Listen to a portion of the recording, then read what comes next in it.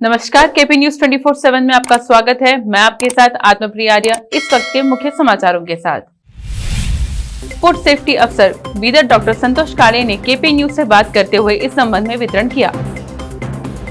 कर्नाटक आर्थिक विकास में अग्रणी है, मुख्यमंत्री बसवराज बोम्मई ने कही यह बात। पूर्वांचल एक्सप्रेसवे का उद्घाटन कर पिछली सरकारों को कोसते हुए बोले पीएम, यह यूपी के विकास का एक्सप्रेसवे है। ममता बनर्जी अगले हफ्ते दिल्ली का करेंगी दौरा, पीएम मोदी से करेंगी मुलाकात। शीना बोरा मर्डर केस में गिरफ्तार इंद्राणी मुखर्जी की जमानत याचिका खारिज।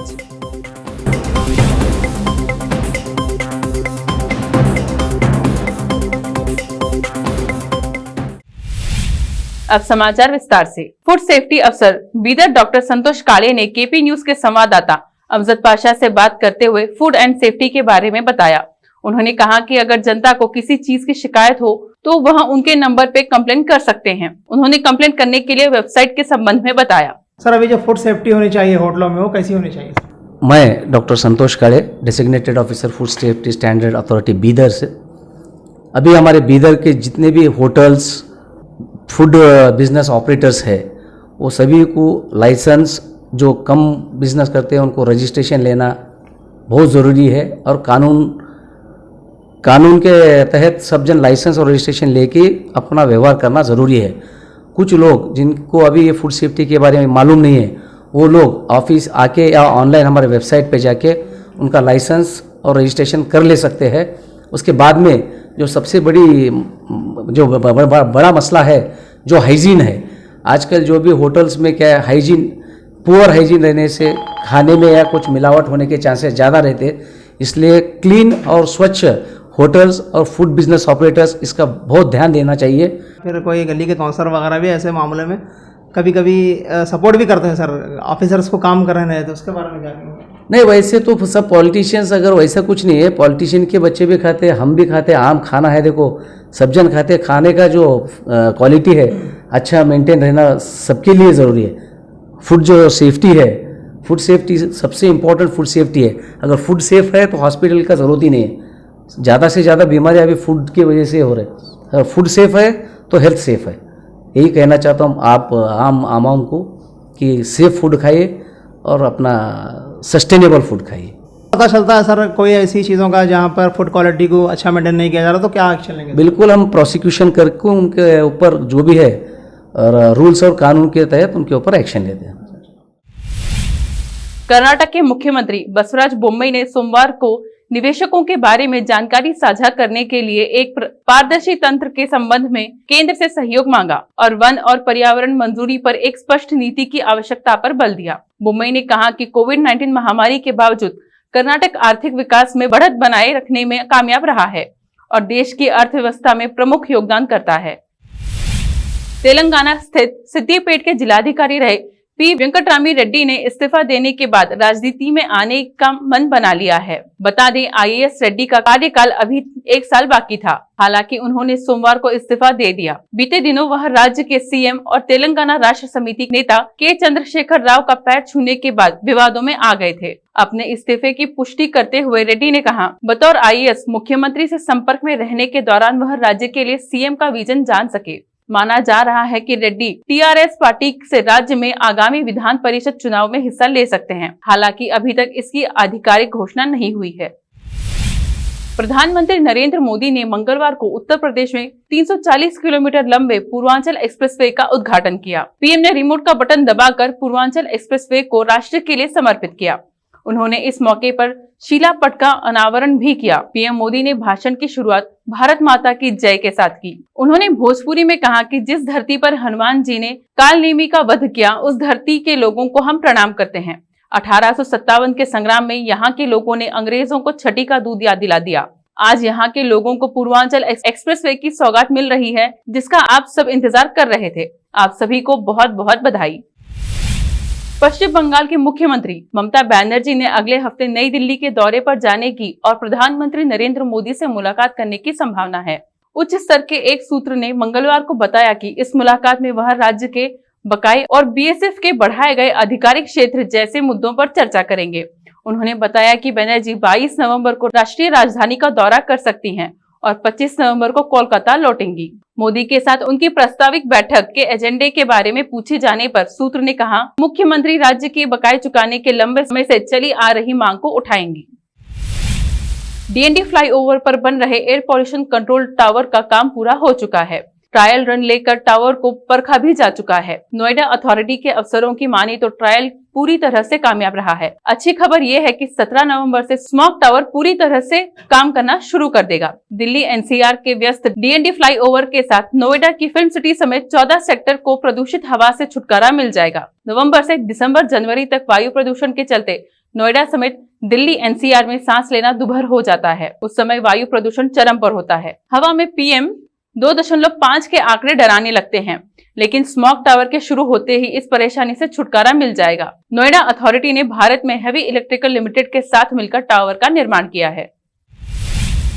शीना बोरा मर्डर केस में गिरफ्तार इंद्राणी मुखर्जी की जमानत याचिका खारिज हो गई है। बॉम्बे हाईकोर्ट ने याचिका खारिज की है। वकील सना खान ने बताया कि वो अब सुप्रीम कोर्ट का दरवाजा खटखटाएंगी। साल 2015 में गिरफ्तार इंद्राणी की अब तक जमानत नहीं हुई है।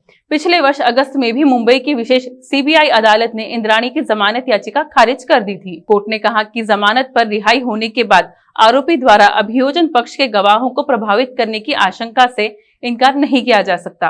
न्यायाधीश ने उस समय कहा था, इसमें कोई शक नहीं है कि आरोपी प्रभावशाली और अमीर शख्स है, अतः अभियोजन पक्ष के गवाहों को प्रभावित करने की संभावना से इनकार नहीं किया जा सकता। अब वक्त एक छोटे से ब्रेक का, लौटेंगे ब्रेक के बाद। हिंदुस्तान के हर कोने में हम हैं मौजूद।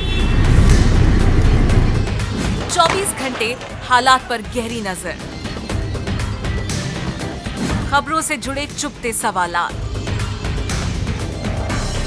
और आपको दिखाता है धार्मिक, सामाजिक, राजनीतिक, लोकल और इंटरनेशनल न्यूज की सबसे बेहतर कवरेज, जो आपको रखती है हर पल बाखबर। देश और दुनिया भर की खबर के लिए देखते रहें KP News 24/7। Noor education trust Bidar की ओर से चलाए जाने वाला Noor MEd college Bidar, recognized by NCTE Delhi and affiliated to Gulbarga University, Gulbarga. Admission are open for the academic year 2021-22.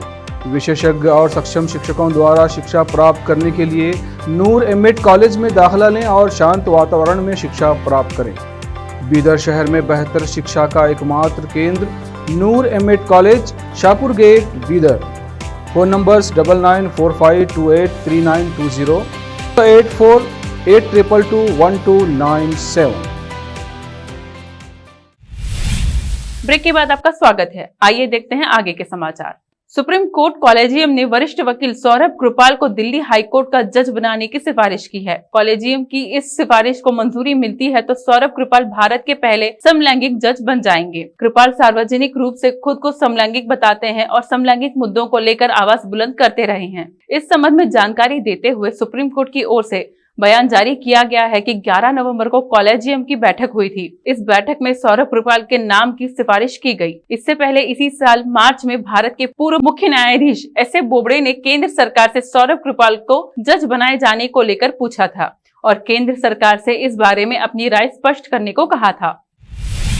Punjab के मुख्यमंत्री चरणजीत सिंह चन्नी ने सोमवार को विपक्षी शिरोमणि अकाली दल पर हमला करते हुए शियत पर बहुजन समाज पार्टी का इस्तेमाल अपने राजनीतिक खेल में प्यादे की तरह करने का आरोप लगाया। चन्नी ने बताया 1996 में शिरोमणि अकाली दल का बसपा के साथ गठबंधन था, लेकिन उसके अगले साल ही उन्होंने बसपा को धोखा दिया और भाजपा से जुड़ गए।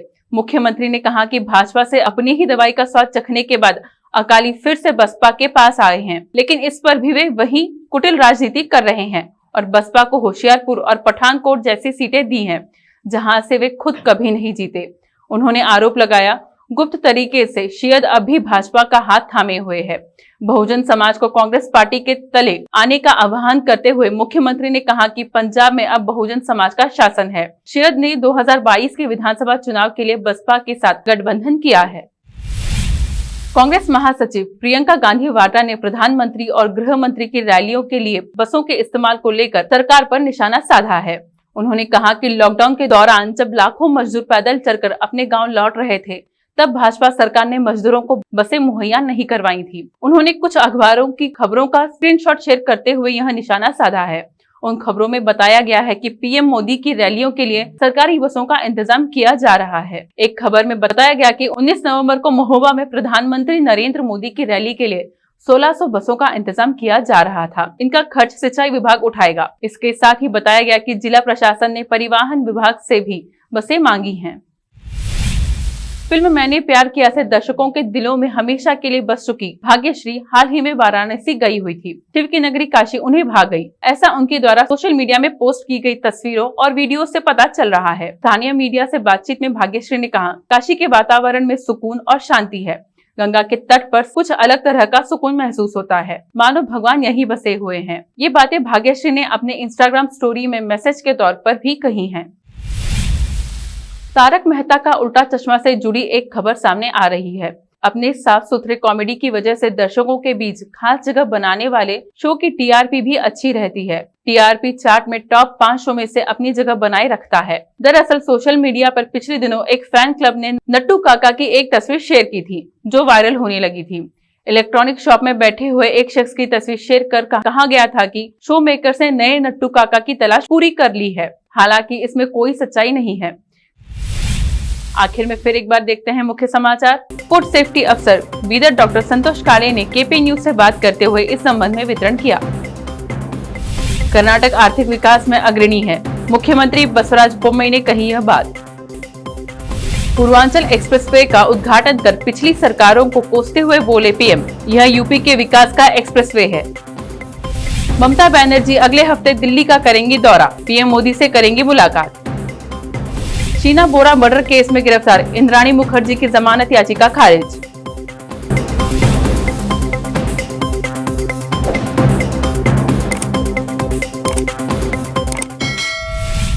केपी न्यूज में फिलहाल इतना ही। देश प्रदेश के समाचारों के लिए देखते रहिए केपी न्यूज 24/7। धन्यवाद।